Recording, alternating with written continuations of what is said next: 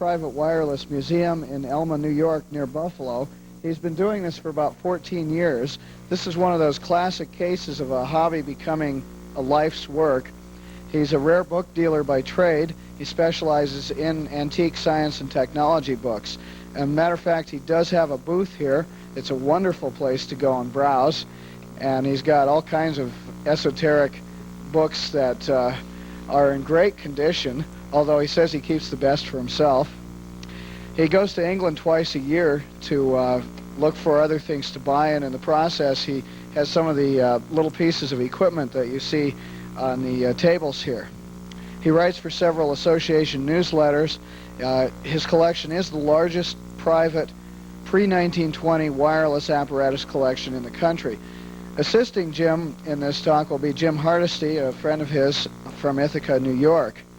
And Jim will be doing some of the commentary during this talk. So please welcome Jim Kreuzer and Jim Hardesty.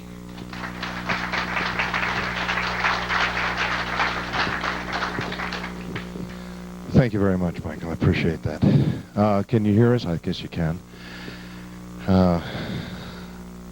Happy to be back again with the microphone. I know we have a great presentation here today. Before we start, one of the things I want to mention is everything here obviously is extremely fragile. So of course we will hope that we want everybody to stay back, and even when we're finished, we ask you to keep some distance from the table and the things. We'll try to show tubes again and do everything we can to make it answer your questions and show you things. But it's very, very important that we observe at least a modicum of distance and respect for the tubes. They've made it over 100 years. They still have their vacuum. They work extremely well.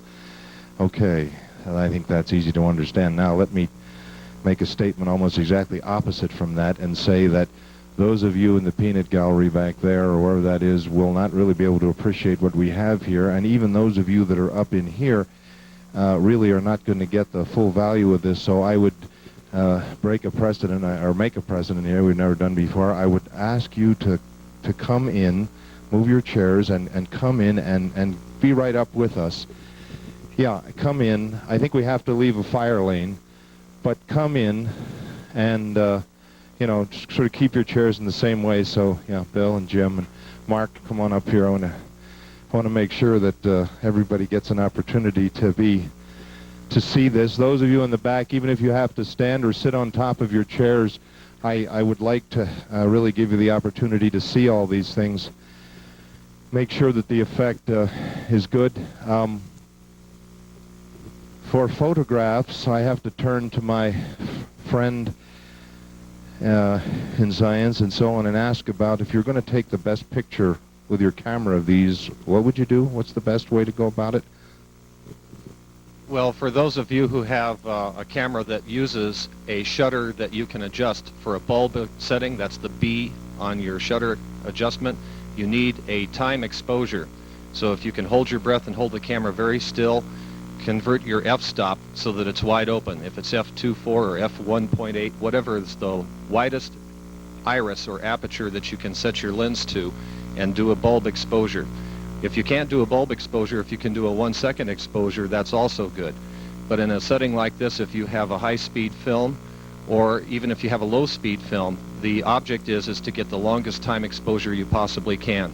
If you only have a camera that only shoots a 60th of a second, which is pretty much standard for strobe flash-type pictures, you probably won't get very much as far as the effects of the discharge. Thank you very much, Bill. Right, okay.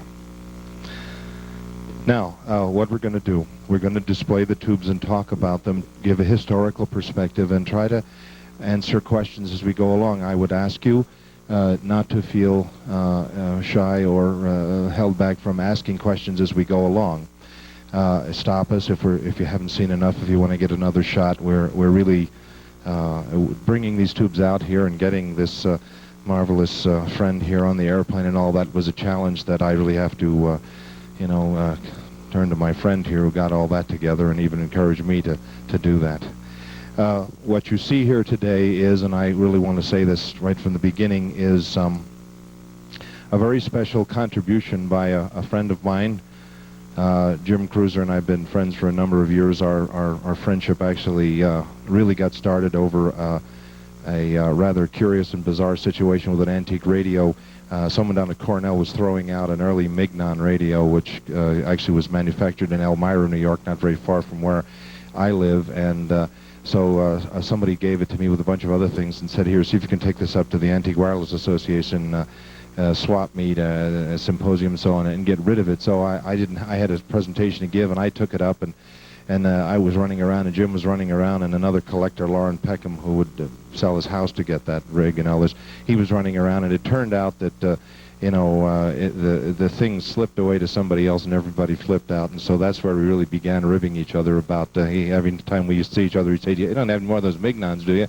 Anyway, we've gotten beyond that. I think we have anyway. Jim is a marvelous collector. It isn't curiosity that makes a good collector. Sometimes I say it's greed.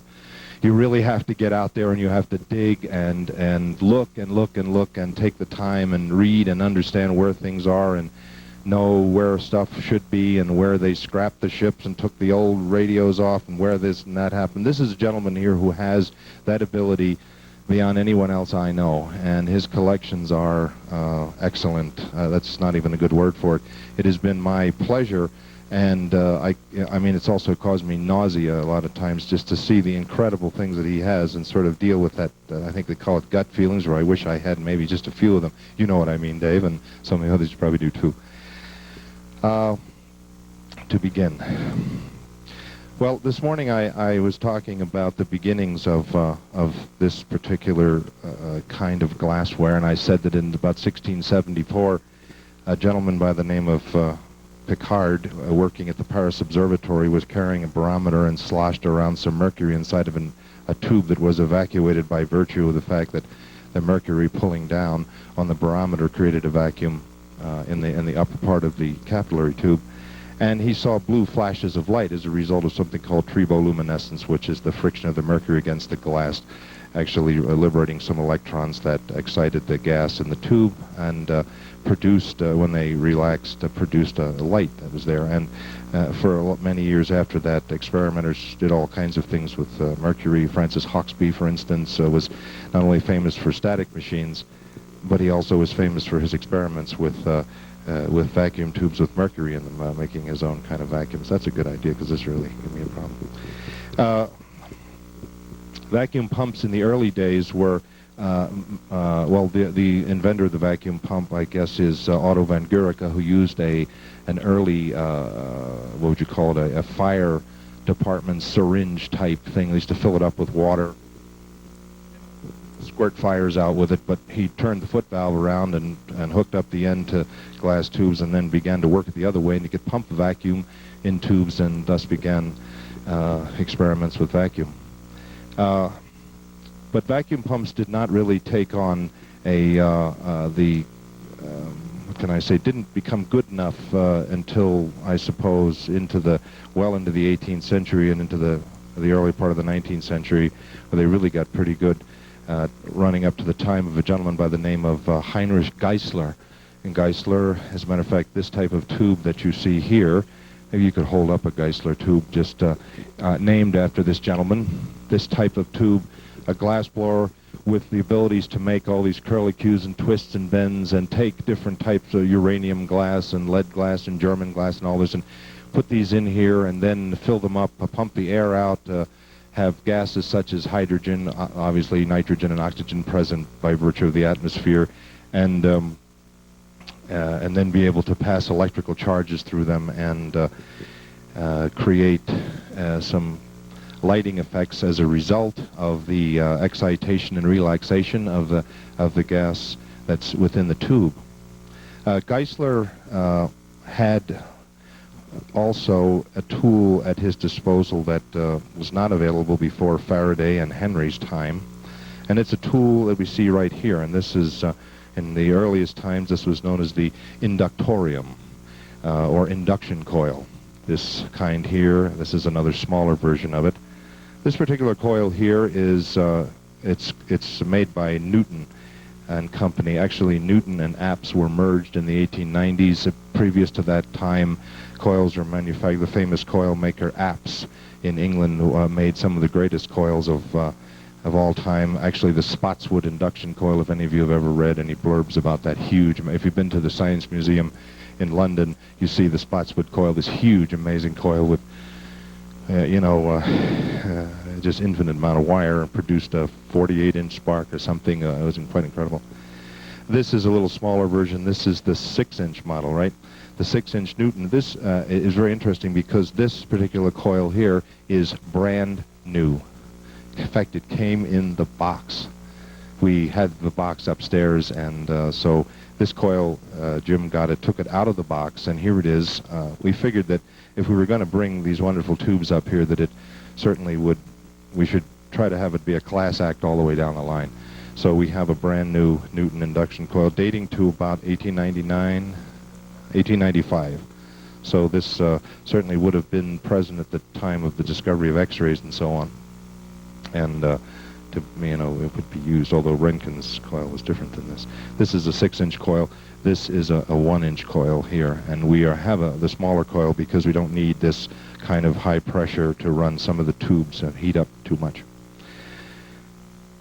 One of the things that you'll notice as we go on with this is that I was really enjoying Jim Corum talking this morning just about kind of waxing toward the philosophical about dealing with some of these things and appreciating some of the beauty of them. Every one of these tubes here represents that idea, and as you can see, and if you look at the work of the glass blowers that put these together, goes far beyond just the curlicues and the twists and bends that are available in these things. That go into the minute workmanship in some of the paddle wheel tubes and different things like that, and it is I can't think of a word to describe it. It's really beyond anything that it seems we know about in the latter part of the 20th century. And we would do well, perhaps, to take a look back at some of these things and appreciate it. Heinrich Geissler in the 1850s was an excellent glassblower. Actually, he worked for another gentleman by the name of Plücker, and Plücker was one of the first people to observe the electron. He didn't know that's what it was, but to observe the cathode rays inside of evacuated tubes in which electricity was being passed.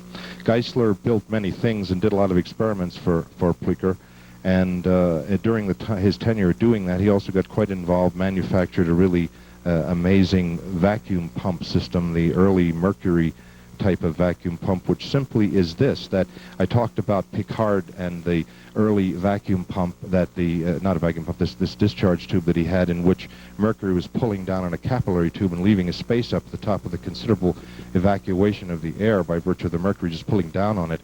Well, Geissler in his experiments and being a good glassblower was able to construct this mercury fall tube, as it's called, this type of mercury lift or mercury fall pump, in which you literally pour mercury into a funnel and the mercury falls down a tube, and you have some stopcocks. Essentially what it does is you allow the mercury to flow down until it's running out, and then you close the stopcock that goes to the vacuum tube and open up another one, refill the mercury, then get the air back up and then start again. So the mercury continues to pull down and literally pump a vacuum out of the tube. This, of course, is an extremely laborious process, but it works very well, and vacuums below 10 to the minus third microns could be reached with that. God knows how long you'd have to pump to do it, but that's how all the early tubes are pumped out. So Geissler, of course, didn't pump all these tubes up to these tremendously low vacuums. A Geissler tube will be working somewhere in the neighborhood of about 1 torr, 1 millimeter of mercury in that particular vicinity, and that's all that's needed to get the effects that are available. At any rate, go on with the history as we will go. Let's show the first tube. I think that, I hope you can see this. I think maybe we want to tilt this a little bit. Maybe we don't. Okay. Actually, I should have, but... Well, we can do that. Let's run this a minute without the tube on it. Well, here's the first tube anyway. I'll cover that in just a second. Maybe we can have the lights down. That's pretty good there. You can see the colors in here. They're not only from just the gas, but they're also because the polarity rather the gases in the tube, but there are different glasses available so that the electron impact also fluoresces those the different glasses. Reverse the polarity. If you notice when you reverse the polarity, you see what I describe as the positive column all up and through here, and the negative area down here, which is really the engine of the glow discharge, is present down at the bottom there. Okay. Let's unhook that tube, and then I'll just hook the induction coil back up in here, and I'll run it a little bit to show you. These type of tubes, there were incredible numbers of these that were made. I mean, it literally, of course, the problem with these is, maybe you can hold that up so people can see exactly what they were looking. The problem with these is they're made out of glass, so they don't bounce. So most of them are gone, and that's one of the reasons why they're not so available. But you can see the workmanship in that. The question you were asking here is that what are the voltages involved? Well, this is a 6-inch coil. We're only running this on 12 volts. It likes to be run on 18 volts as its maximum amount of voltage. But if you adjust the brake over here, and this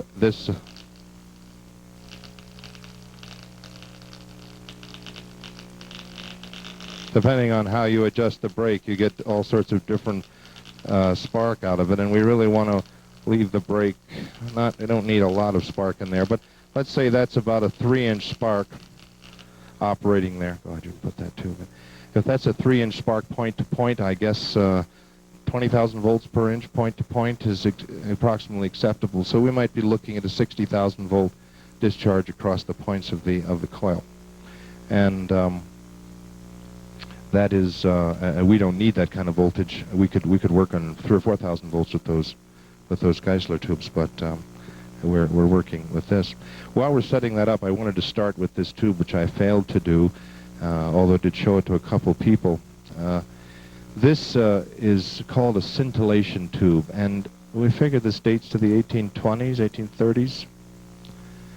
And I'll try to show this to you clearly. What there is in here is there are a large quantity of lead foil dots that are glued in a circular pattern, so that we're not going to hook this up because this tube is quite old and really not to be worked now. But the discharge that you would get jumping between those little lead foil pieces will travel all the way across the tube. So the size of the tube, you could have a tube of considerable length, and it scintillates.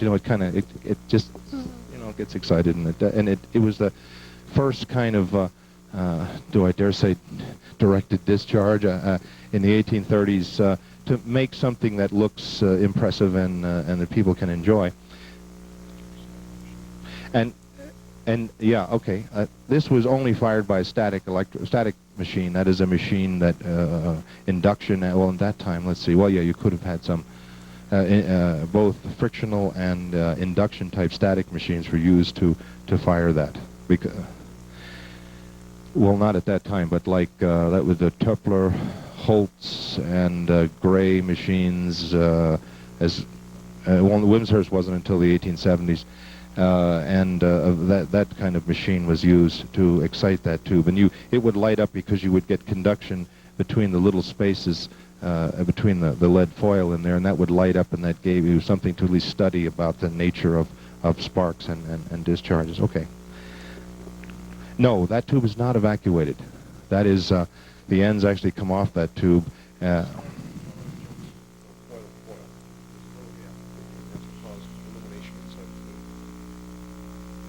that's, can you all hear me? Do I need to talk into the mic too? Maybe, yeah, okay, yeah. That's right. Yeah. Okay. Feels like I have a cigar in my mouth here. Okay. Let's do some more of the Geisler tubes. We'll show you just a few of these Geisler tubes here, and yeah, go ahead, bring the lights down, and we'll again run this. This is just another type. Again, the same kind of glass. German, not just German glass, but there is some uranium glass, German glass, and I guess some combinations of soda glass that are used in here. Maybe I'm wrong about that, but you can see the various types of fluorescence around the edge and the seals and so on. But impressive, and you know, begins to show this area of, at that time, natural philosophy, but develops into the origins and basis of modern physics that we're looking at here. This is sort of the, you know, the beginning things of that. Go ahead, we'll take the next tube. Okay, where do you want it? Okay, now here's a, you just probably pick that up, maybe not.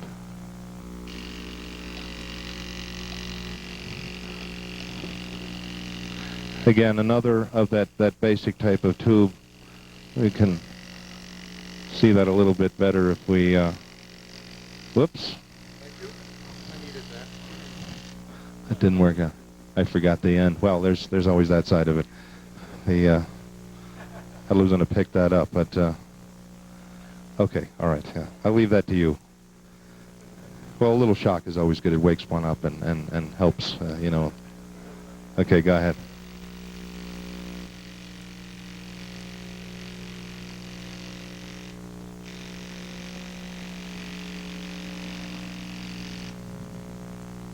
Okay, let's have it. The creativity with the manufacturing of Geissler tubes continued, and you see here the next version of a tube. And what was done with this, in fact, let me make it hold that up and make an example of this here. In the continuing process of, there's liquid in this tube, an oily liquid with some kind of dye and coloring in the tube. The idea, of course, was that by doing this, you would be able to change the, you know, I guess the light would refract through there in some curious fashion, and you would get a better effect. And so they had to do some very curious kind of glass blowing to pull that together. And I think the marvelous part of a lot of these is the fact that you know, these things are from the 1880s, I guess, of this thing, that after over 100 years, they still work, they still are in excellent shape. Yes? Well, yeah, this is a, okay, this is a question that I field a lot of times, because people look at a machine like this here, which is effectively an alternating current generating machine. However, the amount of energy it takes at place where the points make and energizes the primary coil and develops the lines of force that cut across the secondary windings is very weak compared to what happens at break, when those field lines collapse around the secondary and you get a considerably larger pulse. So you do have a basically this produces alternating current, but believe it or not, it really does the one direction, the direction that it flows in as the lines collapse over the secondary windings, is much stronger. So the effects show a DC effect, although it really isn't pure DC. Although sometimes some of these, it is pulsating DC. Yeah, let's see what's the best way to. It's not rectified. It's just that the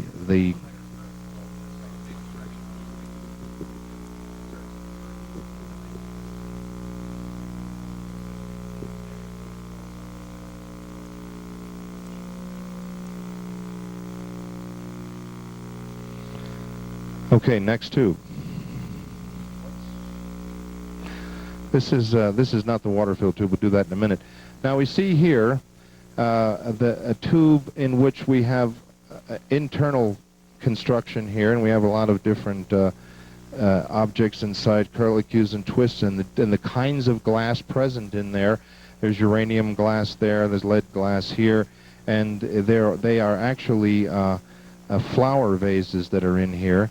And so the discharge that's at the top, go ahead, the top of the vase kind of looks like a flower. The actual positive column effect that's in there gives you that kind of effect.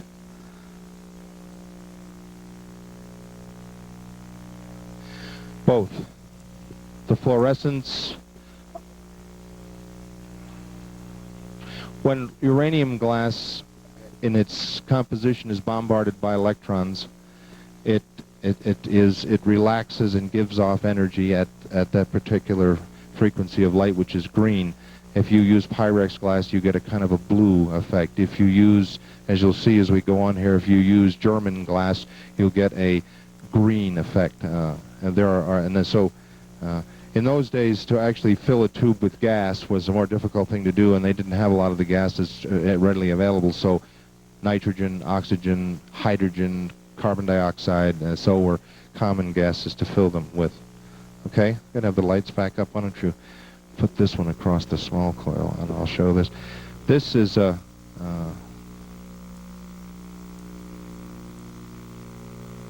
you can see the construction of the tube. Let me see here. I can tell by the... I would say this is 1890s or so. You can tell by the way the electrodes are constructed. Notice the intrigue. Look at the workmanship in the glass.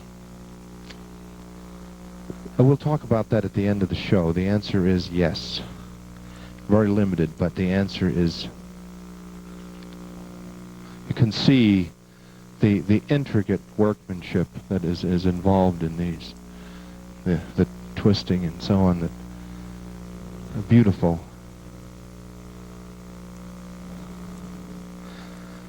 I can't answer that question.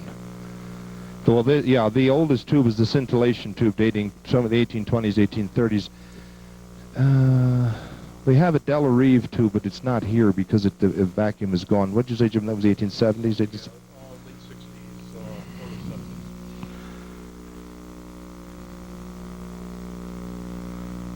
We're working on it right now with a couple of churches that last quarter, so we're hoping to get you. If not, might be some Such thin glass, soft glass. It's difficult once, you know. The Christie's tag, yeah. Maybe just stick it out on the wire. That sort of that adds class. The Christie's tag, you know, it gives it that sort of, you know that it's pedigree. No, it's got to be good, you know. Yeah. Now the next thing we'll do is we'll lights again, Darryl, if you will.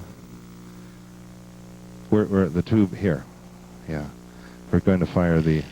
You see the effect now? We get a very curious effect here as the liquid allows the light to be refracted through it. And we have the either polarity. Again, you can always tell the polarity by the blue area back in there, because that's where the negative action is taking place. And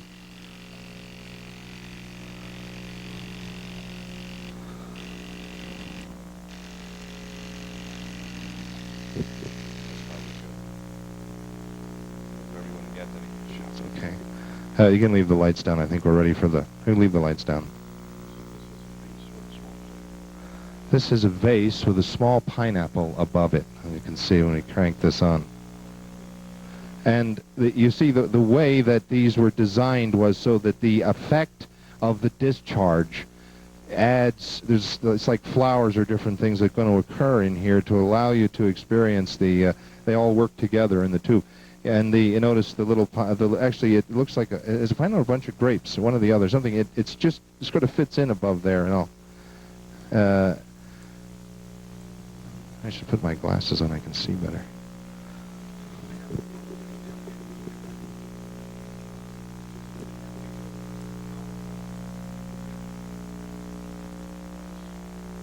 I'm sorry.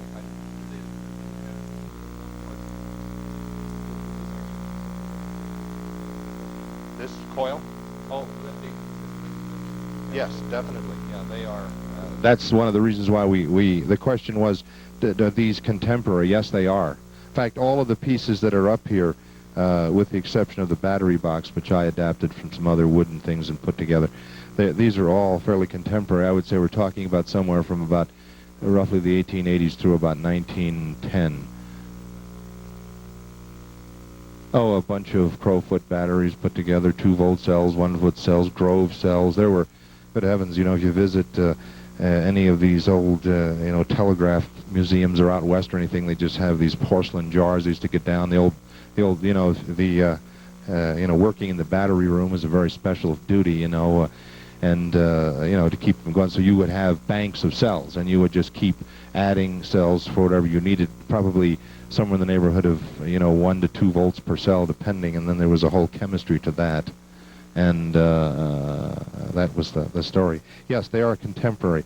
As after I guess the turn of the century anyway, there was a change in the construction of these coils because of the nature of wireless work. That in fact you see in a number of the books they talk about if you want to build an X-ray coil or a wireless coil, and the wireless coil requires much larger wire because they were looking for larger currents, where the X-ray coils, which this is, did not require large currents. We're looking for large voltages. So the actual, oh boy, that's now we're getting into the real beautiful stuff.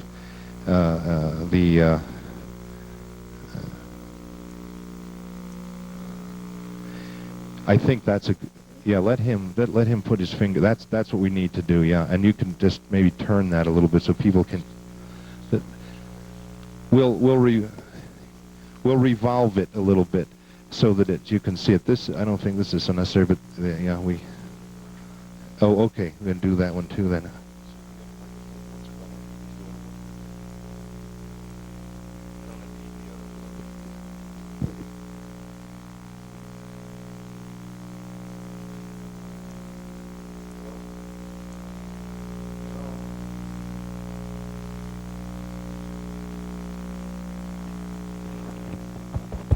Hello? Okay, there we are. Let's see. Oh, yes, that is a lot better. You can keep it up.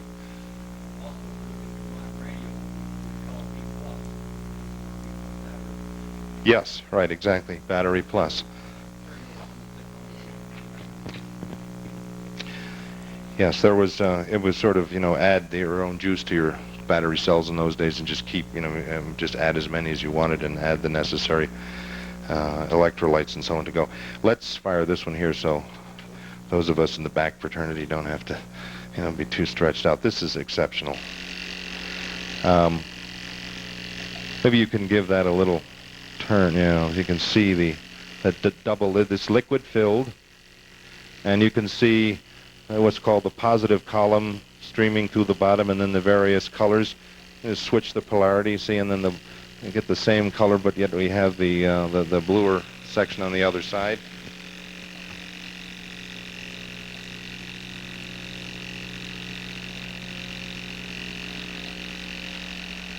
The break on this induction coil is a little noisier than usual, but that's one thing you kind of, okay. What do we do here? Oh, no, don't do that. Let's just give it one of those. Oops.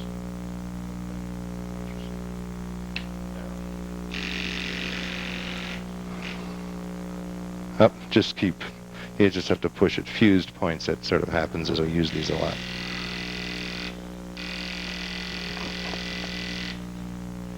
Okay, you should actually take that down while because that's really...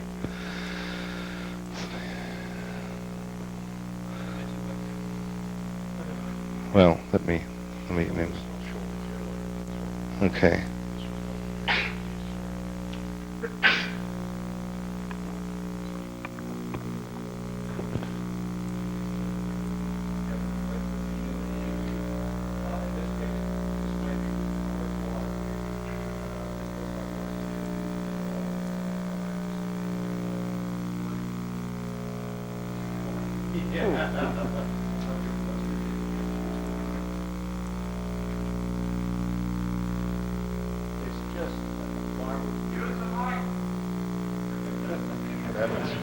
I'm sorry, yeah. Oh, here we go.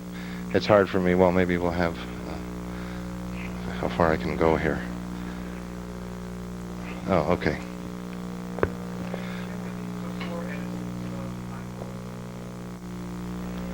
Oh, yeah, right, I have the mic, yeah. Well, like I say, there was, call it water with various colorings, mineral oil, and perhaps some 4X special, too, you never know. Alcohol, that would be, but it's this is the granddaddy of them all. This is a Christie's catalog that that shows a lot of these. The answer, the question was, do these, I'm sorry, predate, contemporary with, let's see, the Edison light bulb was 1879, right, roughly. These were in existence from the 1850s. Geissler's first, really production of the Geissler tube and so on was worked that way. He made, yes, we'll get to that one in a minute. That's beautiful.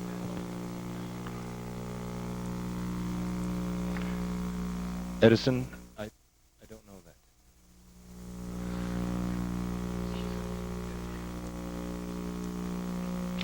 that. I don't know that. Or maybe you do know that. These were all around at that time. Okay, let's have the lights and we'll display another tube here. This is just yet another level of vacuum tube, Geissler type tube. And this, maybe we can, let me rotate this a little bit. You can see, oh, it doesn't want to rotate. You can see the positive column goes through most of that. I'll turn it around this way. You see it's quite a handsome level of glass blowing. If you notice, the symmetry in this tube, this is not just sort of thrown together. It's exactly in the center. Everything is evenly done. This really is an example of true love of work and enjoyment of some of the wonders of nature here in the area with a vacuum discharge. It's truly a fine piece. The flash won't work, yeah. Okay, that's good. Did everyone get their pictures there with that? Okay.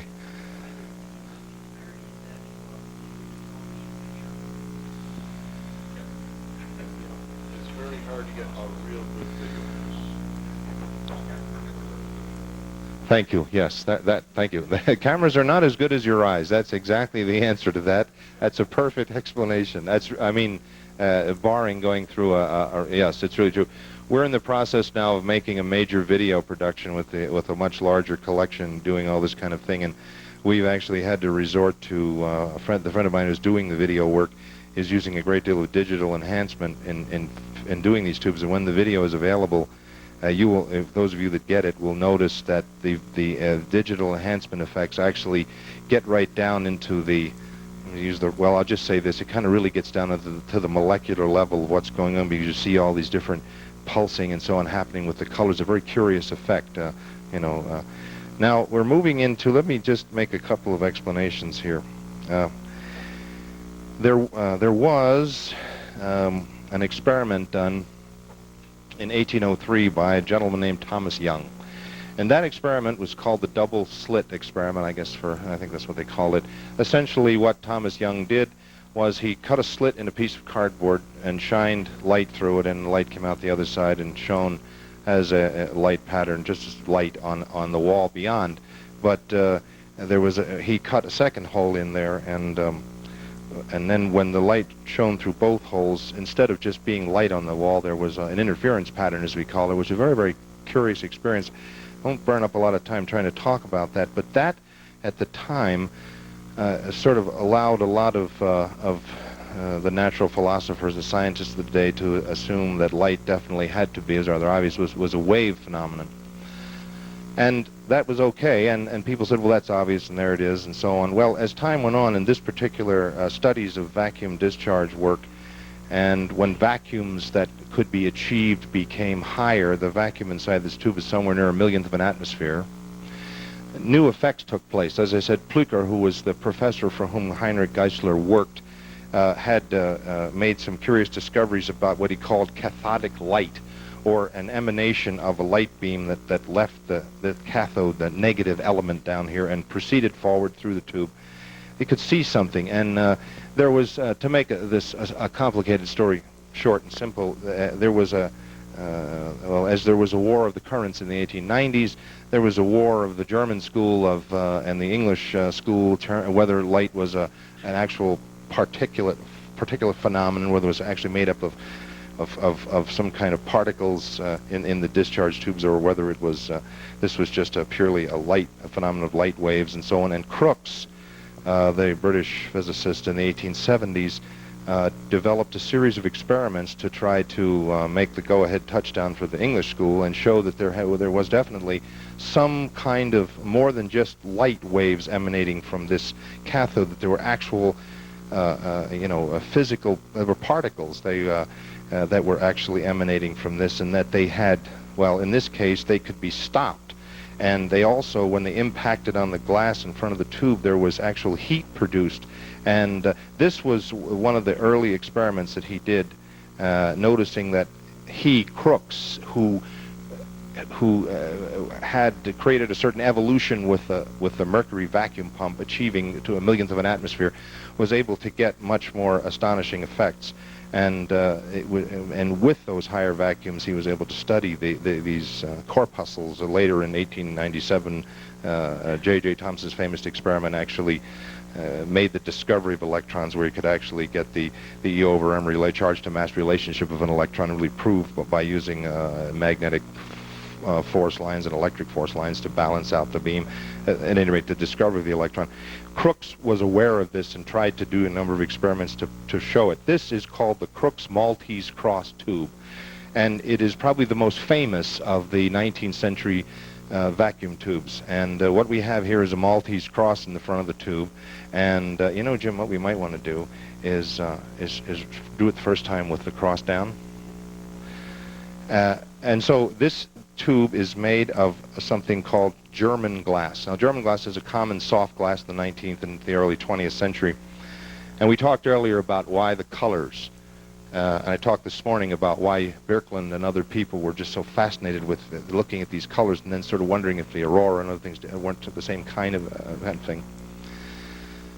The Crookes tube, the Crookes Maltese cross tube, we'll demonstrate here, is the first of Crookes' series of experiments to try to show that there was more than just a wave nature to what was emanating from the cathode or negative electrode. We have the lights down.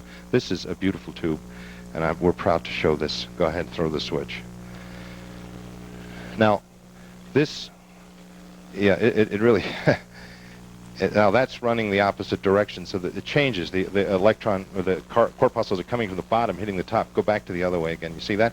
So we have, and look at the beautiful color. The electrons streaming down across here, causing this tube to fluoresce this particular color. And I think you should stop there, actually, because, let me see. We're getting to that. Give us a moment.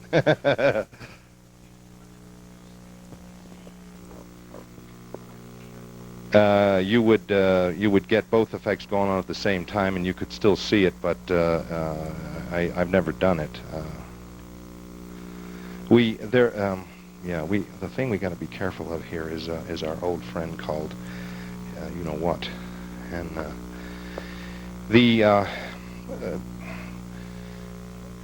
I knew we were going to get to this topic at a certain point. I have to say this at this point here. And I didn't do this earlier. I'll take just a second here. We are dealing with tubes that produce, in this particular case, a small amount of X-ray. If for any of you here that are, I'm not gravely concerned about this, but I want you to know that if you sit in front of computer screens, if you go outside with the present state of affairs in the sky, you can get a pretty good blast of things. But right here, there definitely is, with the Crookes tube, there are some small amount of ionizing radiation being produced, and there are some of us here who have had great evenings of regaling all these tubes and such, but not all of you may share that feeling. And if you feel, and I do want to make this obvious to you, I would say that considering the distance, that we're not really talking about any great danger here. But any of you who feel that you don't really want to have any kind of radiation exposure, I guess I have to present this to you at this point, because we're moving into some of these discharge tubes, and perhaps now is the time to move back or whatever. And I'm happy to see that no one is. Okay, great. Where is the screen?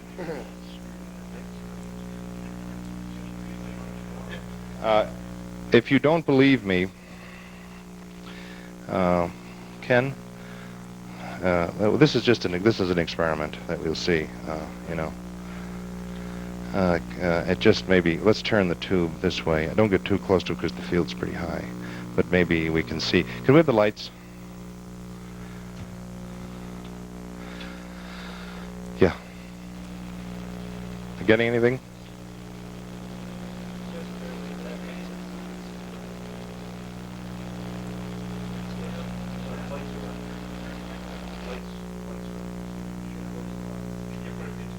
Well, no, I don't think we want to go that far.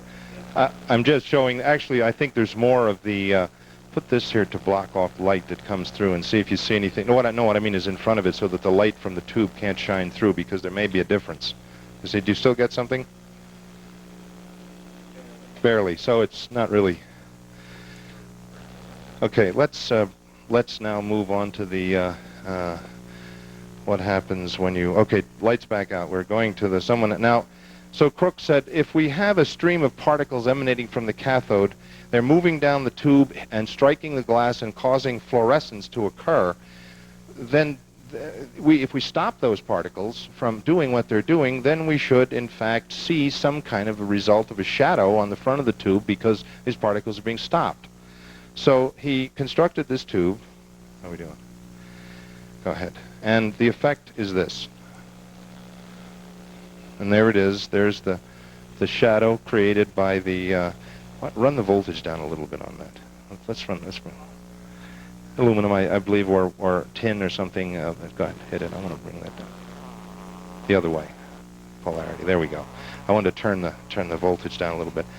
See, there's the shadow on there of the, so the electrons are being stopped. This was a really, of course, the Germans said, well, now wait a minute, you know, maybe this is just blocking the light and then casting a shadow on the glass. Therefore, it doesn't prove anything.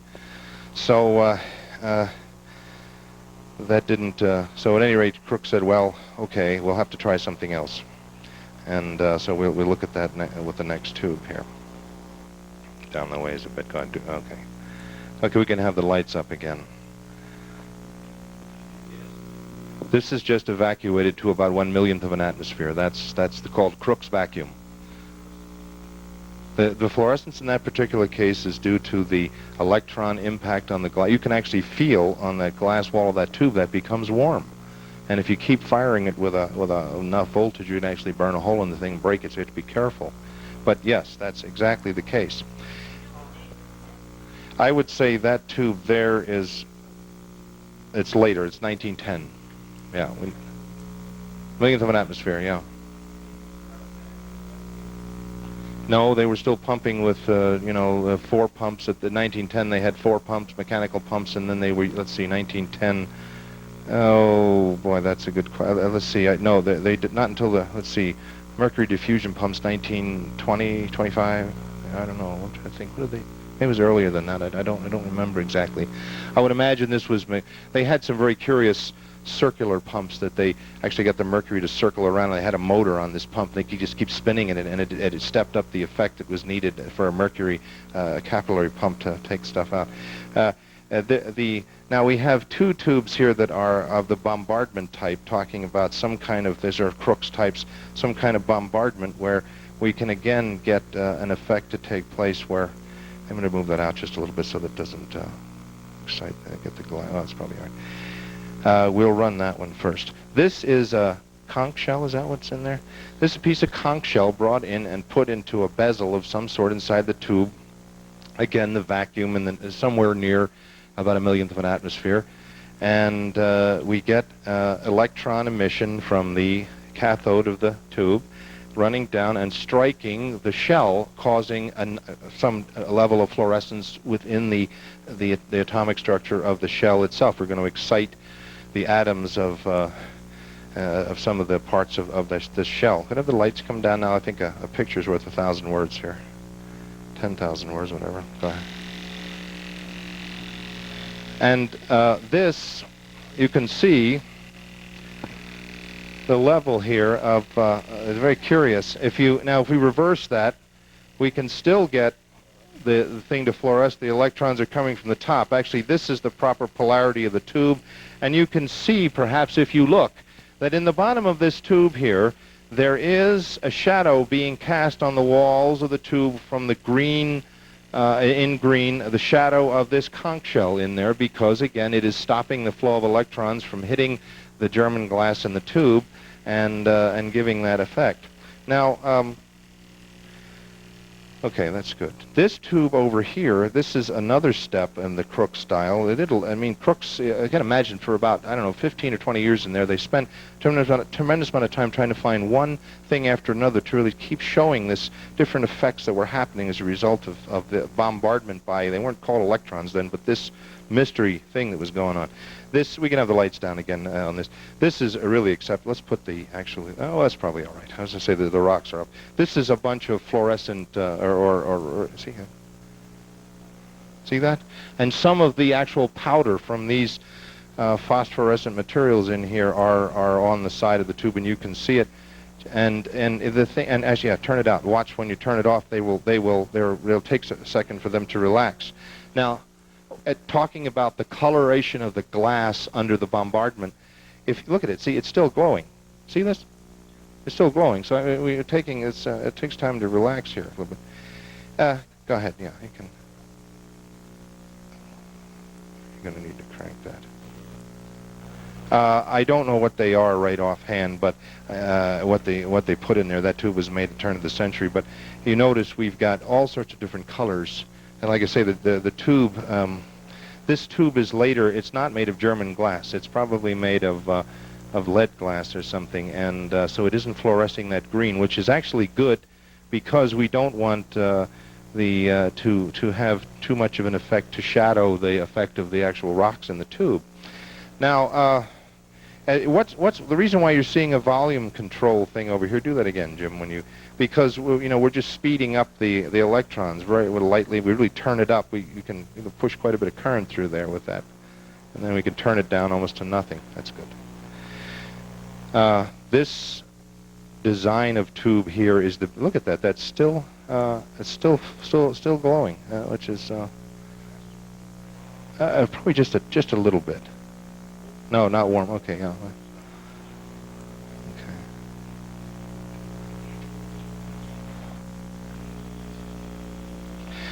Okay. This particular effect really led a lot of tube builders and experimenters to move on to even finer levels of putting different types of fluorescent materials inside of these tubes.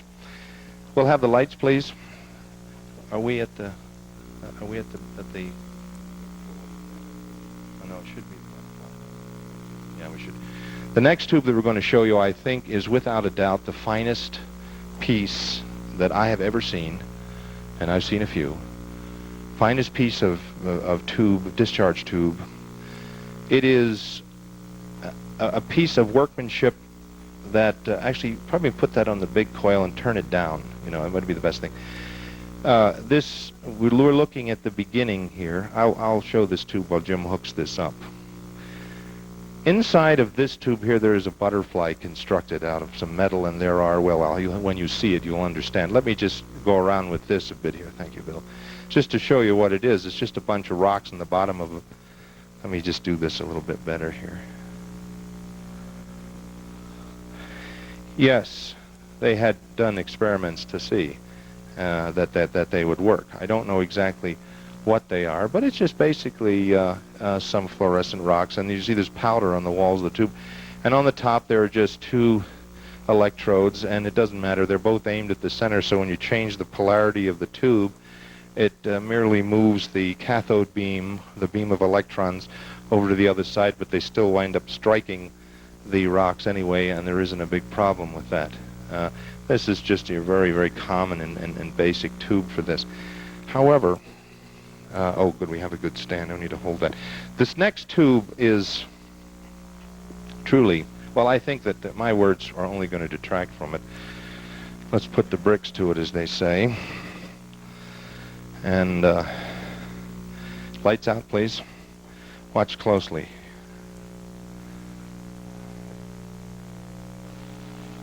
Reverse the polarity. Yeah.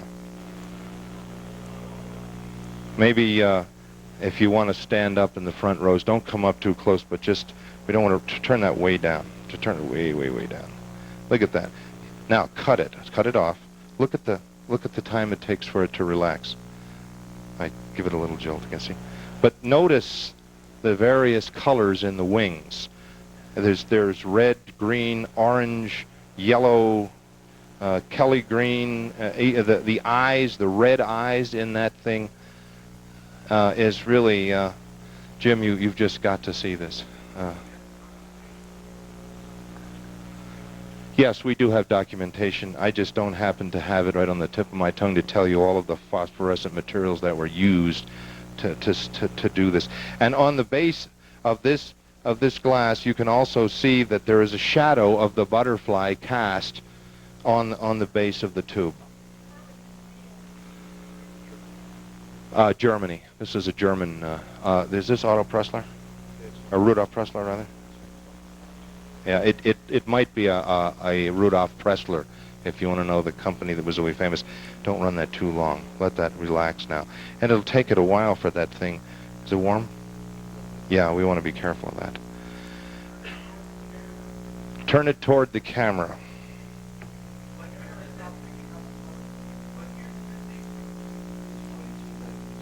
About 1890. Okay, run it low. Okay, camera ready? Go ahead, see what you can do. Yeah, it's there you go. Yeah, you can see it, but you can see there you can see the effect. Look at the eyes. The eyes, even the proboscis or the antennae are also done. You can see them sitting up and twirling around the top. It is exceptional. You know, an exceptional tube. I imagine a little bit. You know, I mean, what can I say? It's. No, I don't think so, but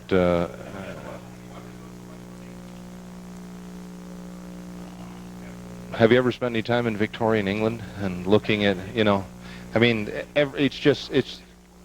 well, I mean, I think it's part and parcel with a devotion to quality and to show the mysteries and wonders of nature by virtue of doing something as ornate and as devoted as possible to, you know, make it to support that kind of thing.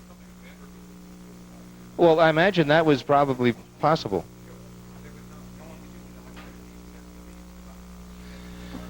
Well, in 1890, you know, there was there were people using a fair amount of electricity by that time. But you're right in the sense that nobody really was using a lot of electricity. This definitely was something. I think the point you're making, which is good, is that this is definitely something you could take into your house, and with a battery and an induction coil, you could really have a look at some of the mysteries and wonders of nature, and really get, you know, and see something really. I mean, nature's really performing for you here. Well. Yeah, I suppose you could look at that, but I think you could. Yeah, I mean, I don't think that. Yeah, you do it.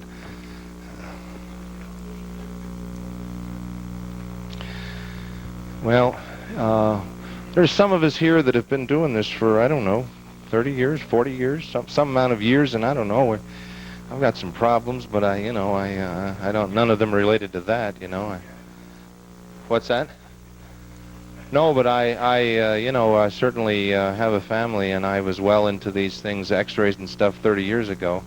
I mean, I don't want to sort of, you know, let's find some. Can't find wood anymore. No, I mean, what can you do? According to the, I don't know, you know, we have pyranol oil and transformers. I mean, and we should have been dead, I don't know, Bill, what, 20 years ago or something with all, you know, according to all the experts, we're all ghosts here, you know. All the radiation and radio waves and everything else, I don't know. I'm afraid I mean, I don't stand in front of X-ray tools, although today we will achieve that. We will be told when the video is getting close to when we need to take a break for a few minutes. Okay.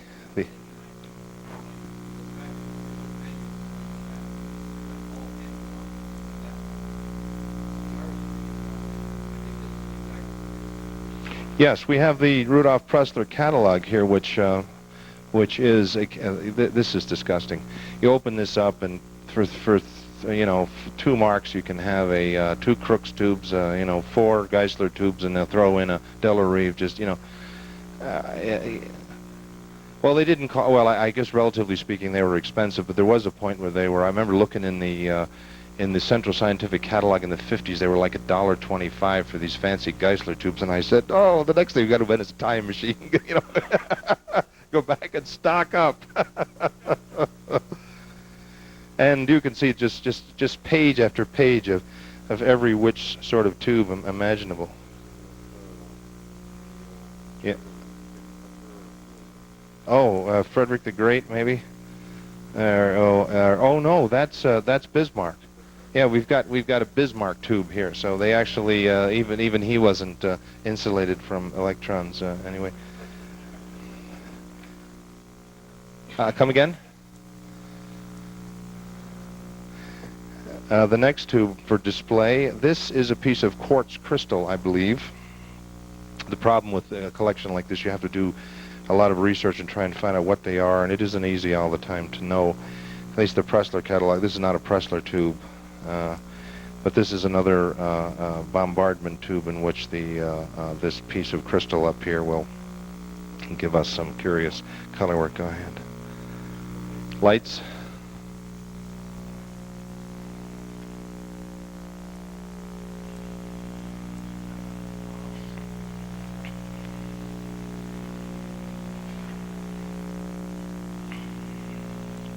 You can see the red. Yeah, there. Give that some. I believe so, but I'm not certain of it. Now that's the reversing the polarity there. You don't get as good an effect because the electrons are being issued from down here as opposed to switch it the other way. That's better for it. Yeah. See, there's the effect there. Good. Now the next tube we want to display is the next round in the Anglo-German debate war on the nature of these discharges, which was Crookes's next. This is a later tube, but it demonstrates the heating effect. Oh, good heavens! Well, oh, it does it. We have to look, right? It doesn't. Oh, it'll sound. Maybe we ought to hide that. It's a Geiger counter.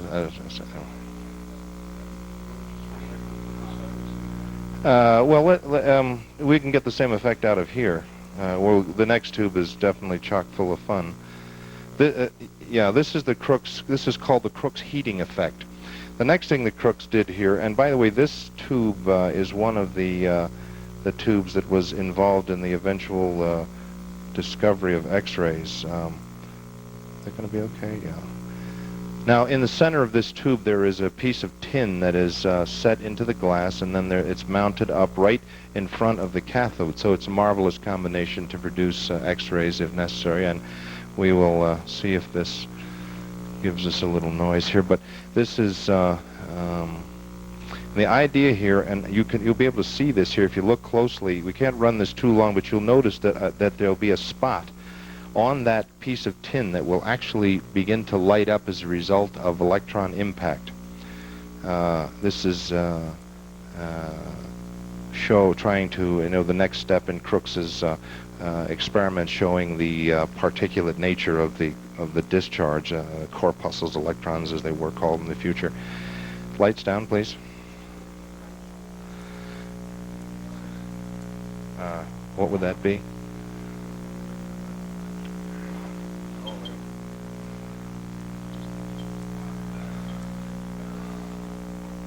Go ahead.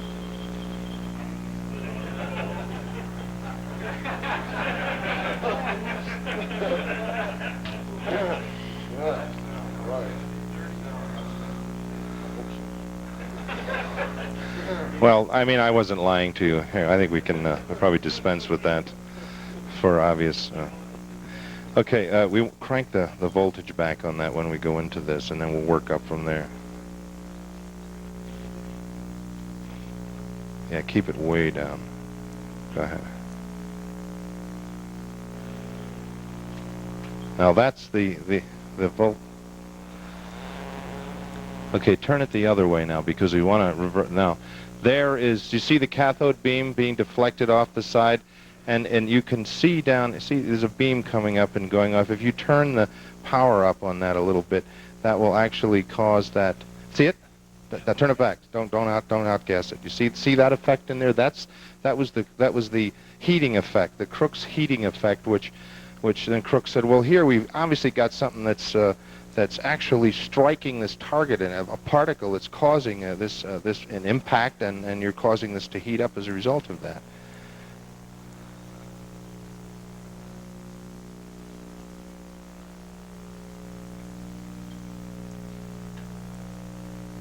Not getting anything over there? It's just us right up here, right? It's just us. Okay. When you start glowing.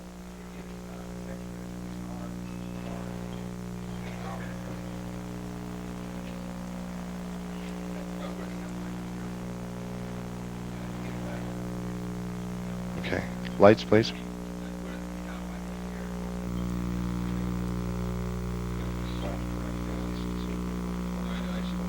Yeah. Actually, that's okay. But we got it. Let me just have it. Yeah, I'll do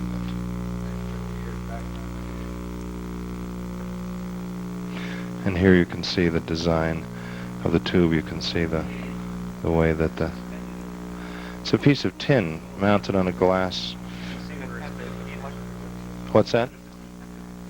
No, this is just a heating effect. And the rays, you can see that cathode beam bounce off there. That's just, but it's the idea was it's a focus cathode. You can see it's not a flat focus cathode, so you get for focusing of the rays, of the cathode rays on there. Yes, it's a focus cathode. It's parabolic. The thing about the parabolic cathode is if you change the vacuum higher or lower, you change the focus on that. And so it's very important, as we'll talk about a little bit later with X-ray tubes, that if you don't have the vacuum regulated properly in this tube, the focus of the cathode rays upon the target of the tube will not be correct, and then you will get X-rays that will give you weird shadows and different things that will not work properly. And so you want to keep the vacuum just right, because the focal length of the cathode beam will change as the vacuum changes in the tube.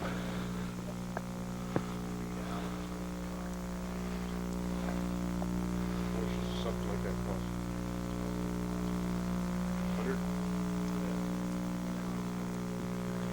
100? Okay.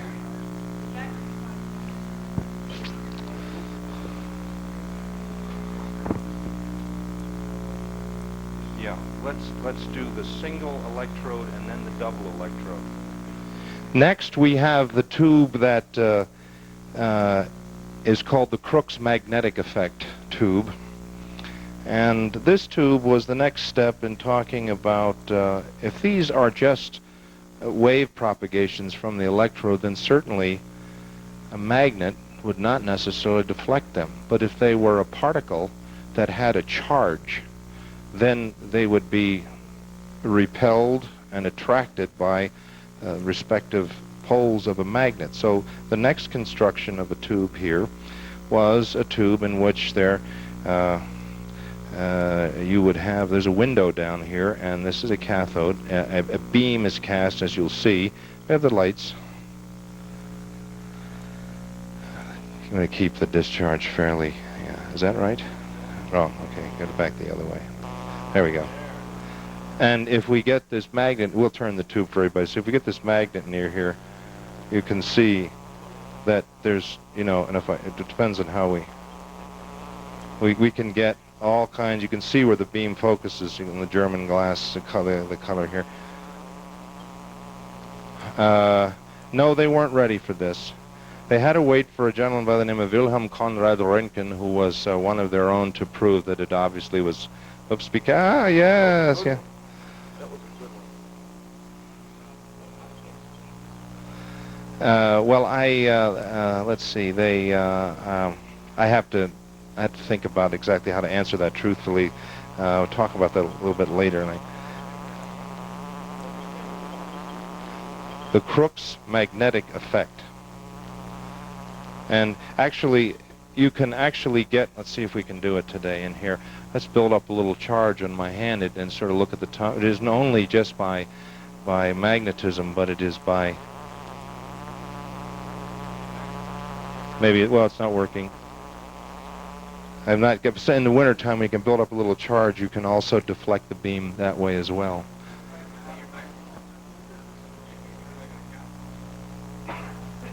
I'm sorry? Yeah, yeah, that's it. That's it. This was the late 1870s was the experiment. This tube is later than that because this was a very common type of tube. Did everyone get an opportunity to see that? Okay. There is a coating of barium platinocyanide, I believe, on the piece of tin that is mounted in the center, and there's a slit in the back end so that the rays are deflected elsewhere in the back, but the beam passes through and then strikes the fluorescent screen, producing this green or this blue effect. Now this is the single cathode tube.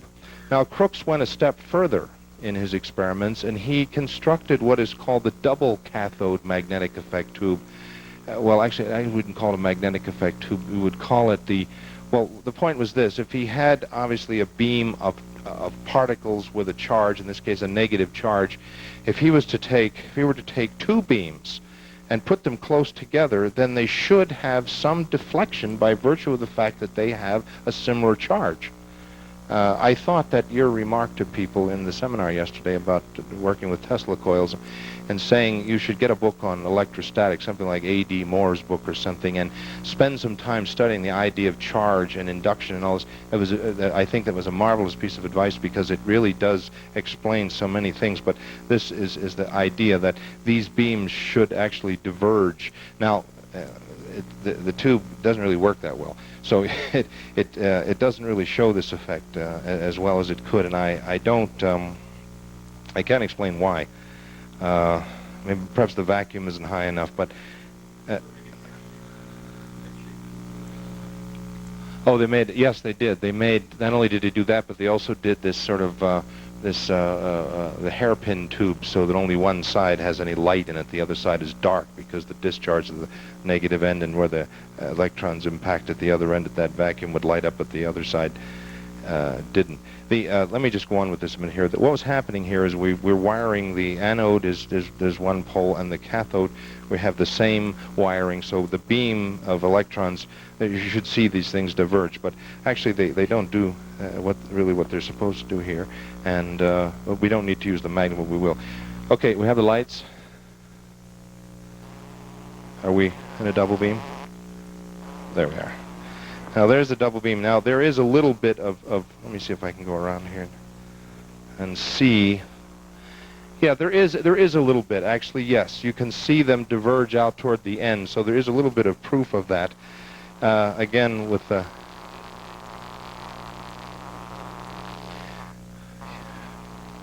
by bringing the power up a little, we said increase the power, we should get. Yes, right, and that would obviously be what should happen. Let's give it a swing over to one side here so we can see it. Yeah, oh sure, good. You can see the effect a bit on the, let's see if we turn up the juice there.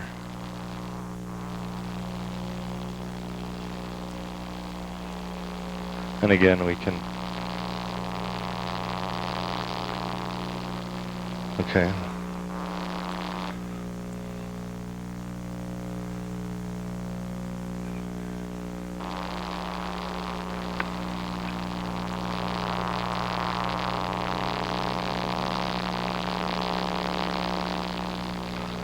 Okay, we don't want to run this too long, outgas them a bit.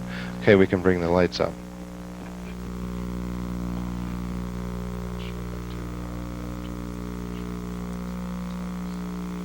Questions, observations?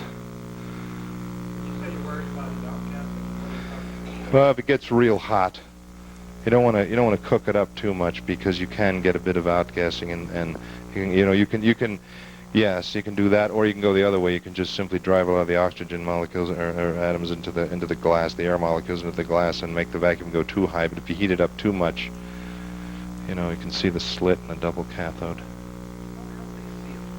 Well, I think these parts here were actually made separately with a graded seal of some sort in there. Or if this is German glass, so you could seal copper into it, I think. And it's quite a process.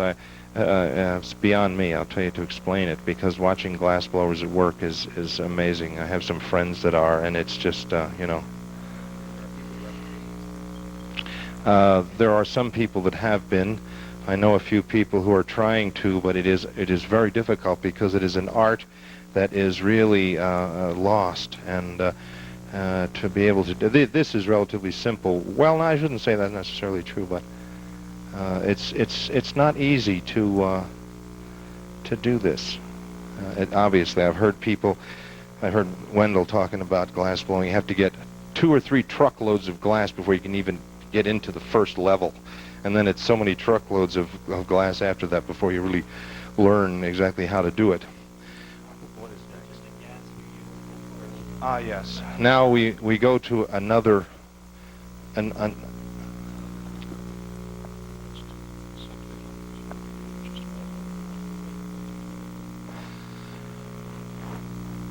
How is our time on the first tape? We're already in the second tape. Oh, I thought someone was going to tell us when to stop. Okay. Well, there you go, Jim. Let's just move right along. The next tube, in England, these are called railway tubes. In America, they were called paddle wheel tubes. This is another, this may have been the, what do you call it, the pièce de résistance from Crookes, or the bee's knees, as they say in other quarters, to prove. Now, we have to balance this tube. This is always, I think probably a little money might do it well. Just sort of jack it up okay. We have to get this balanced. But this tube is there are about a half a dozen mica veins set. And when I bring this tube around to show you, the glass blowing work in this tube is really a tribute to glass blowers and their art. And this little wheel that's in the center here there's probably more than that, 6, 8 mica veins that are set up. They have painted, is this the multicolored? They painted not 1, but 3 different phosphorescent, or fluorescent colors on here, so that you could definitely see not only the bombardment of each vein by the electrons coming down through the tube, but that when it got spinning really fast, it had, it even give you even a better effect in here. And then the rails in the tube, those are glass rails, aren't they? The rails in the tube are made of glass, not metal. They're made of glass, and they're perfectly well. Again, my words won't describe how beautiful this is. Again, this is running about 1/1,000,000th of an atmosphere, although they will work much higher than that. These are focused cathodes, but in building a tube like this, I once was talking to Ernie Pfaff, who is Technic Products in Chicago, talking about building these things and how difficult it is to get everything focused exactly right. Let's see what we got. Can we have the lights? Let's see what we have here.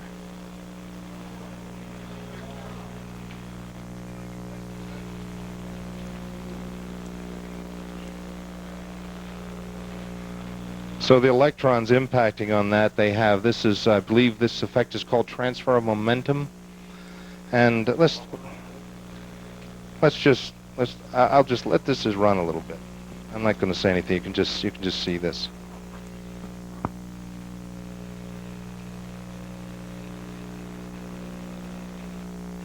If you notice, as he changes the polarity, you will see that the beam that comes up out of one side, and then the beam, you can actually see the cathode beam come across and strike that and spin and roll down and such like this. You can actually see that effect. Yes, you can, that too.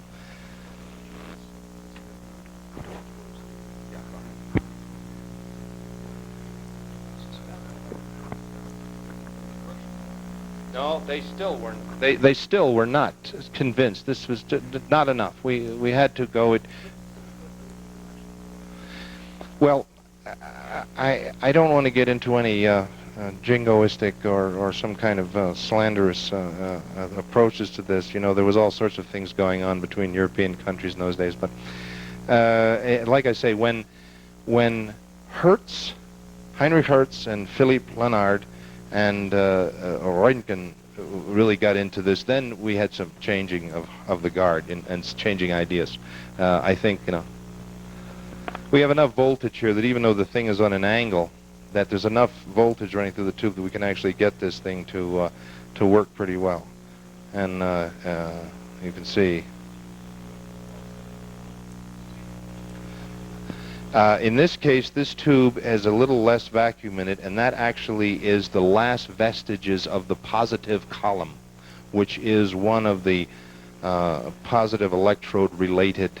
Actually, in a discharge tube, the negative phenomenon, the dark spaces and up to the Faraday dark space may be no more than 6 inches, 5 inches long, whereas the positive column, if you ever look at a neon sign, can be 60 feet long, because that speeding up and slowing down of the electrons and build-up of positive ions and ionization experiences of less light and excitation experiences of more light get graded up in there. So you're seeing that kind of effect in there.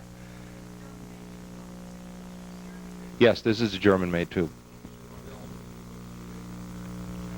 No, the radiometer is contemporary with this. That's another. Oh yes, oh yeah, you do that. Go ahead. Observe as we go. Observe the glass blowing work in this. We're talking about a masterpiece of workmanship here, I must say. Observe the veins. Observe, you know, and the one thing about this is you have to be sure to build this so that the veins do not reflect the cathode beam back at an angle that does not allow it to turn. There's all these little things in here you have to do. Plus the fact, like I say, the rails in that tube are rails that are made of glass. And so the workmanship of getting that balanced properly, I mean, that's a very well balanced thing, and it turns and does extremely well. I mean, you're talking about really something that is quite exceptional. Jim, do you have any idea how many of these must have been manufactured? I really don't. I don't know. I really don't know. Yeah, they well, the problem nowadays is, and I think all of us sitting here listening to that Geiger counter, as well as observing the screen, that as a matter of fact, I've heard stories about people being really hassled by the EPA. You know, yeah, I guess the EPA and HEW, I guess it does it, for even having tubes that in any way produce any kind of ionizing radiation. So they're not being manufactured anymore, which is sad, but I suppose some people might live a few. Yeah, yes, they were. You could still buy a lot of these tubes from Central Scientific Company in probably into the 60s. They weren't of this quality, but you could still do it.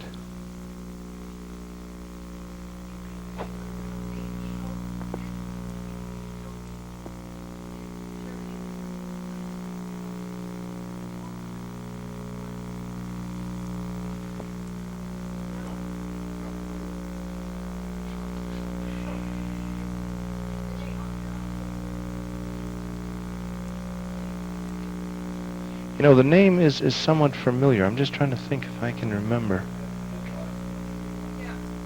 Huh.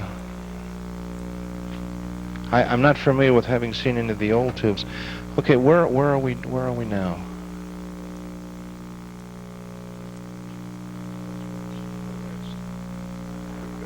Okay, now I brought these tubes along here. These are, now we are into the area of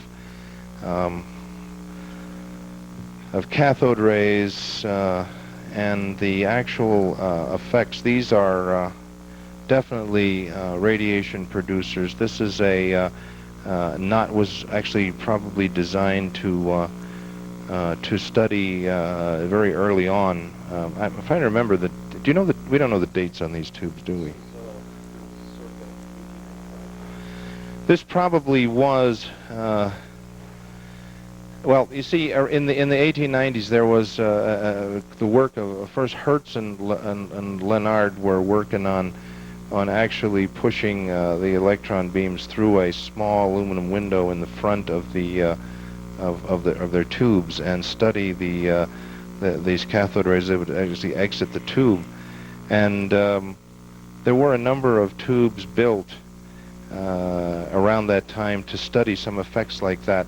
Also, there were a tremendous number of tubes like this built just around the time of the discovery of X-rays because people just wanted to study them, try to figure out what was going on.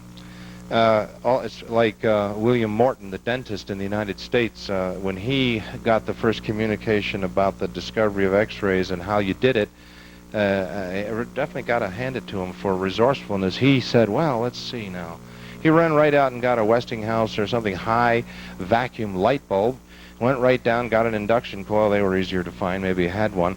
And he just simply got he tried it several different ways, but he just got some tin or whatever, and he glued it onto the side of the tube and used the filament pier or whatever in the light bulb as the cathode, and then he used this external piece of tin or whatever on the outside, and he hooked it up across his induction coil and took I guess maybe the first X-ray pictures or close to it in the United States with a light bulb. Because you could get that effect. All you need to do is to reduce the vacuum to the point where the electrons can accelerate in this tube without a lot of inelastic encounters, and in other words, they bump into things and get captured or recombine and so on. You need to have a long enough mean free path so that the electrons can actually strike the end of the tube here, and then you get X-rays generated by this. I specifically brought this tube and another tube over here. There's actually three very interesting tubes. The third one is quite interesting because I know that Kenny mentioned you'd really like to take a look at a low power operation and just see exactly what it looks like. So I bid you welcome to take a close look here. We're not running that with a high voltage coil. Yeah. Oh, what are we doing here? The cameraman is... Oh, I'm sorry. Yeah, go ahead. Lights down. Turn, it's the other way. There it is. There's your...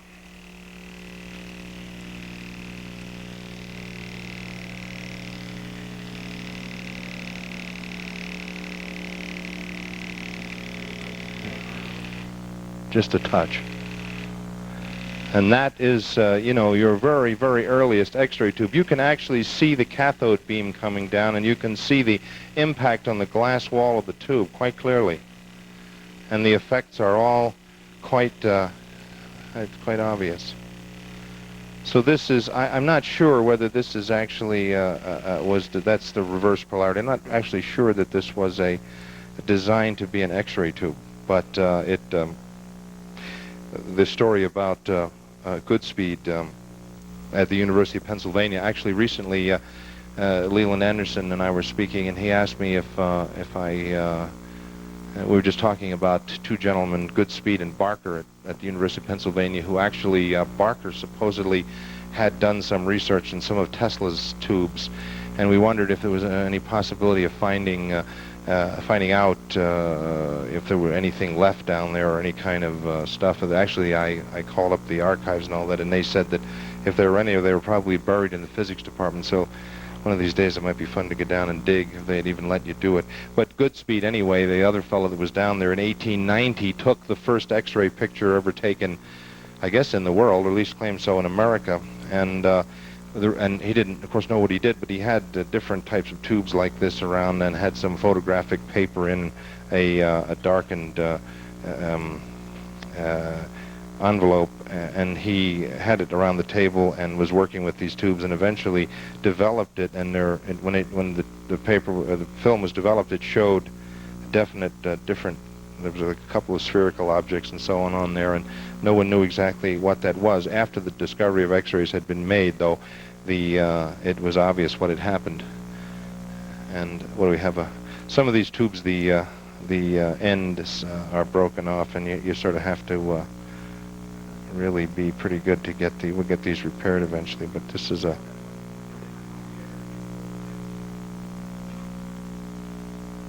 Oh, I guess, let's see. Well, the 199, the 01A, all those tubes show that. I guess in the early, let's see, did the spherical Audion use a getter? No. First used in 1920 by GE Labs. This tube has a little star-shaped object in here, which is actually the anode of the tube, supposedly to try to cast some kind of a star-shaped shadow in the front of the tube, but it doesn't do it. Go ahead. Lights, please. Yeah. It sort of does it, but it... reverse it. Yeah, there it is. And you can sort of see a little bit of shadow down there, but it's not really... It isn't really very good. But that's another, just a very low power kind of, but this, I don't know.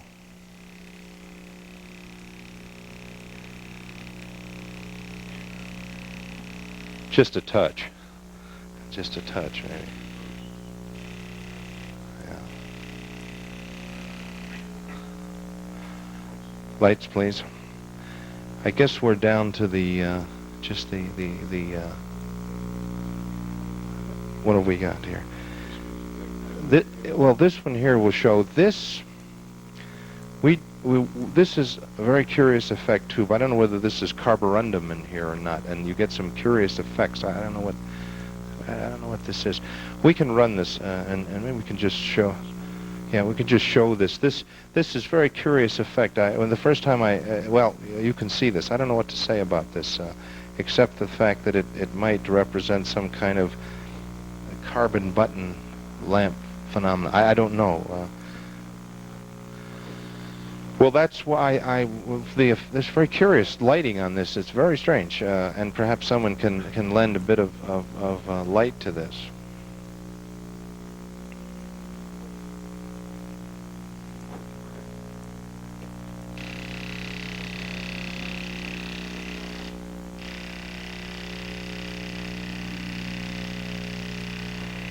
Any comments?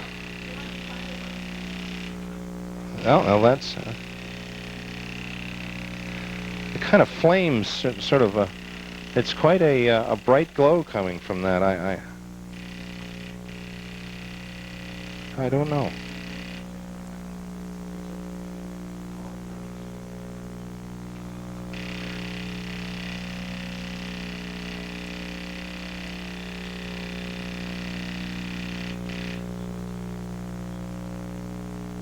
Did you want to take another shot of that?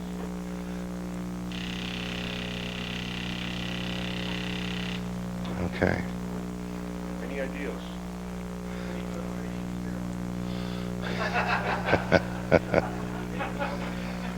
Well,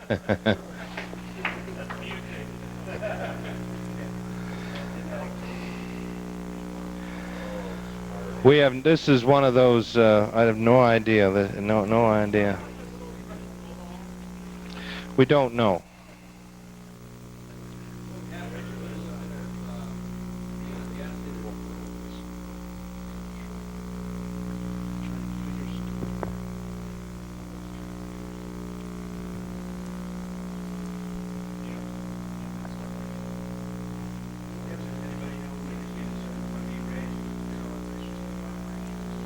I'm sorry? Say that again, please.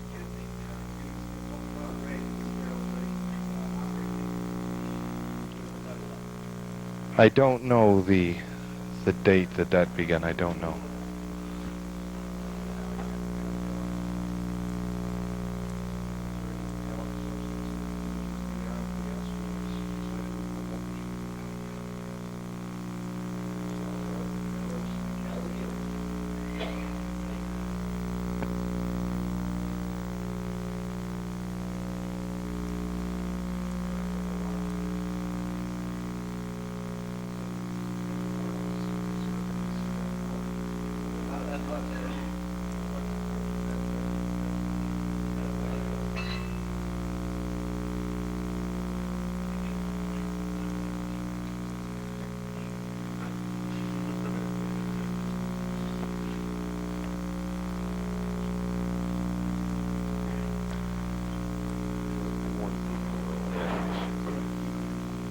Well, now we are just about at the end of our display.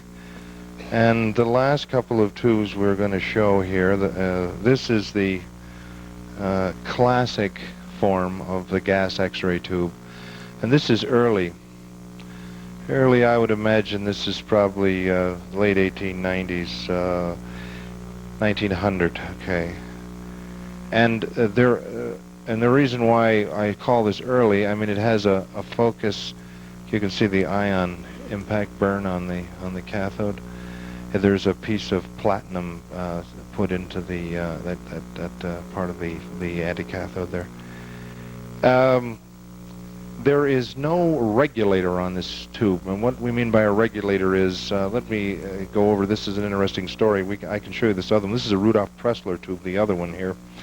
And this has a unique kind, well, this is early too, same kind of tube, but over here, there is a little piece of something in here, and it, I can't remember, I used to know what it is, I can't remember, but you would take a spirit lamp, and you would simply touch the spirit lamp to it. It would give off a little bit of hydrogen, and it would lower the vacuum.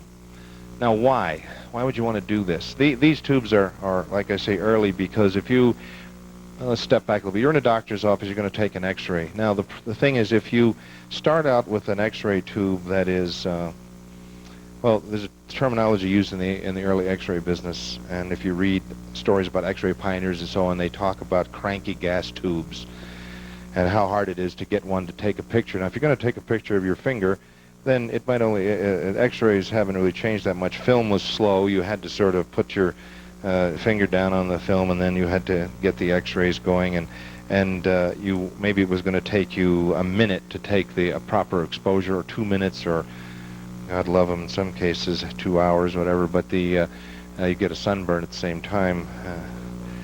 And yeah, cook them until they're well done. And but what happened was, as the tube operates, you begin to use up, and there's a number of ways you can. You can drive the air molecules into the glass wall of the tube and just use up the gas in the tube. The vacuum, after being run for a while, goes up. And as the vacuum gets higher, the resistance of the tube becomes greater, and it takes a lot more voltage to push the discharge through the tube. So as the voltage increases, the penetrating power of the X-rays increase, resulting in the fact that you want to take an X-ray of a hand, and you start out to take it, and everything is fine. You look through the fluoroscope and see that it's just the right exposure. You can see the bone break and all this, and everything's fine. But after a minute or two, the intensity of the beam has become, the resistance of the tube has gone up to the point where now the X-rays, as a result of, instead of running on 35,000 volts, are running on 100,000 volts, completely penetrates the hand, and when you develop the piece of film, you get nothing, except maybe a very faint shadow of the hand, because the penetrating power is so great. So they had to do something so that they could regulate these tubes in one way or another, and this was developed more after 1900. They had self-regulating tubes, and what they did essentially was they would take an arm from, they had a regulator that was up here, might have had some asbestos in it or some mica between plates of asbestos. There were many different things that they used, and well, this is hard to do. They would run this arm down, and they would keep it at a certain distance from the negative end of the tube, and when the resistance between here got really high, you could actually jump a spark across this space here, which would go through the asbestos or whatever, release a little hydrogen into the tube, lower the vacuum. It was no longer able to jump across here, and the tube would go back to its operating level, and you could space this whatever you wanted to, because tubes were they said that tubes were you could talk about a 2-inch tube, a 4 or 5, 6-inch tube, but the resistance of the tube is how you judged where the hardness of the tube was. A hard tube is a tube with a high vacuum, hard to pass the discharge through. And it was really difficult in 1913 when Coolidge and Langmuir and Willis Whitney and those guys down in Schenectady came up with a ductile tungsten, and they were able to make the first hot cathode X-ray tube. You know, a big cheer went up all around the world, because then that really, they could go to 10 to the minus 7, 10 to the minus 8 vacuums, and they didn't have to worry about this anymore, because they weren't depending upon gas in the tube to be able to carry the discharge. Anyway, I think at this point we are going to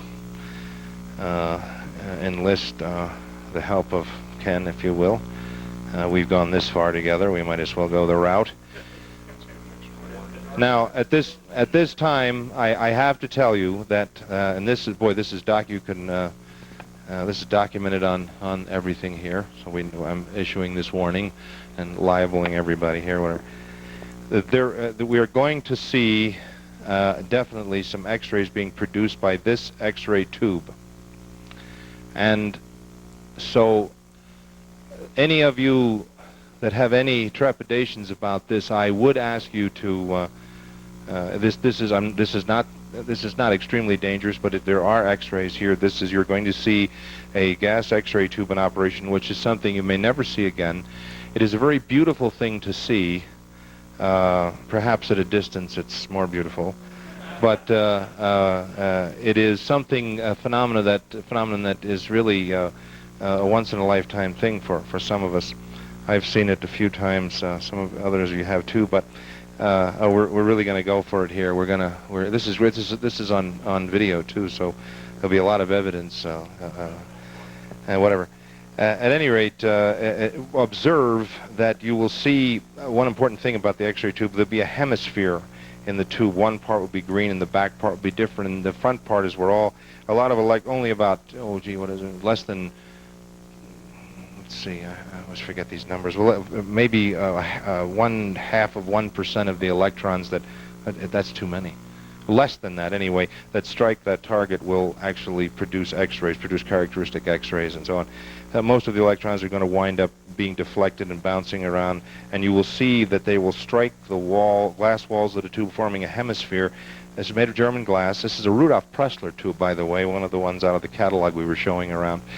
Which makes it kind of neat, and you will see the effect here of what a gas X-ray tube looks like. If you were in a dentist office in 1905, you could actually have observed this for 15-20 minutes at a time, or a doctor's office or something, and gotten yourself a suntan as well as a little education in natural philosophy.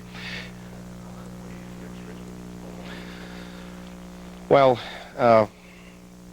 how far away will the X-rays affect? Well, of course, we have the law of inverse squares in effect here as well, and we're not running with very much current or voltage. We're going to keep this down, but I would say that within a few, someone with a better knowledge of this like to make a comment.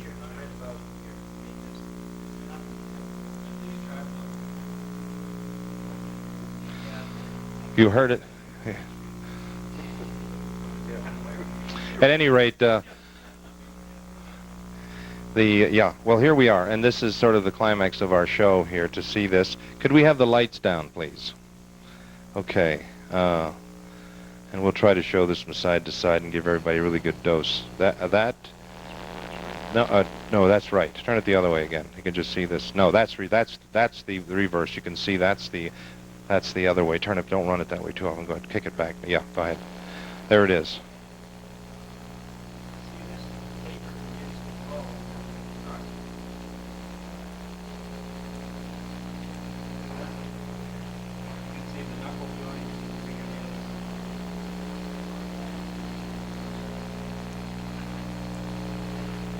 Turn up the voltage a little bit, you can see the penetration power increase. See, that's just turning up the gas on that.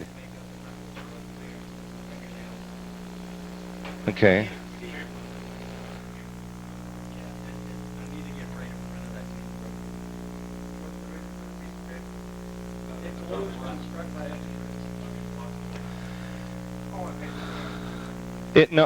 That particular screen has tungstate of calcium tungstate. They abandoned barium platino cyanide in the 1930s, 1920s, I guess.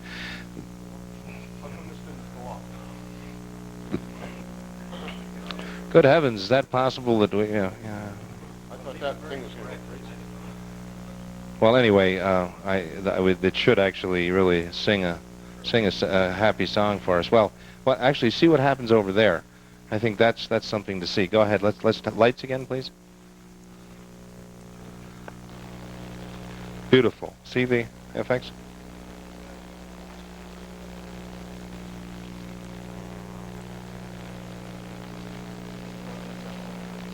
Yeah.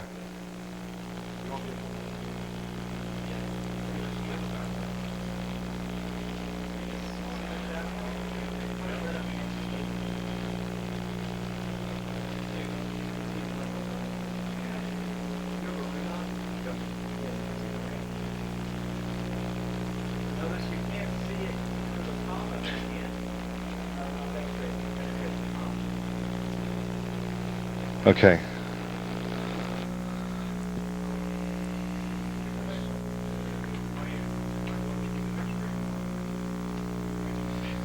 Well, this tube here was specifically made to generate X-rays with the focus cathode and everything, the proper vacuum, a regulator, and so on. The other tubes, when they were made, X-rays were not understood, so therefore we couldn't very well say that they produce X-rays, but they were not.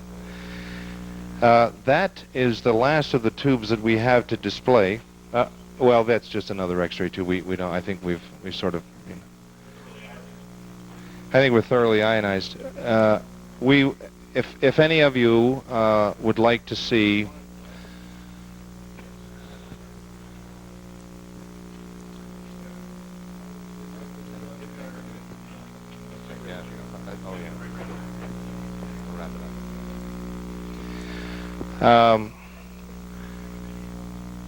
I think actually that we have been here now for 2 hours and 15 minutes, which is, I really appreciate your patience. Well, I think we gave you a good show anyway, but I mean,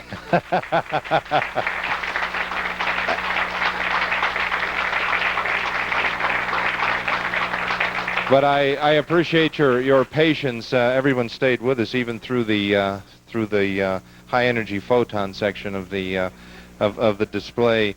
And we kind of have to. I think we have to move on to the next phase of our operation here. So I think we're going to have to close down. I don't know. I'm exhausted. I think tonight I may sleep the whole night. Something. Yes. One thing. People asked this earlier, and we will make mention of it. There will be available in my partner's antique bookstore and other thing. The name will change to Antique Books and Geisler Tubes. There will be a few items available here. None of the ones you see here. This is the major. Those are the better parts of the collection. You won't find the butterfly tube for sale or such. But there will be a few minor items available down at the bookstore, and so and that will be open. It will be something in the neighborhood of this type here will be available, and so if you stop down there, Jim will discuss that with you, and I think there might be I don't know 15 or 20 tubes of this type available. So what else? I think that's all. Thank you very, very much, and it's been really enjoyable doing this. I'm glad that we've got a chance to show these tubes.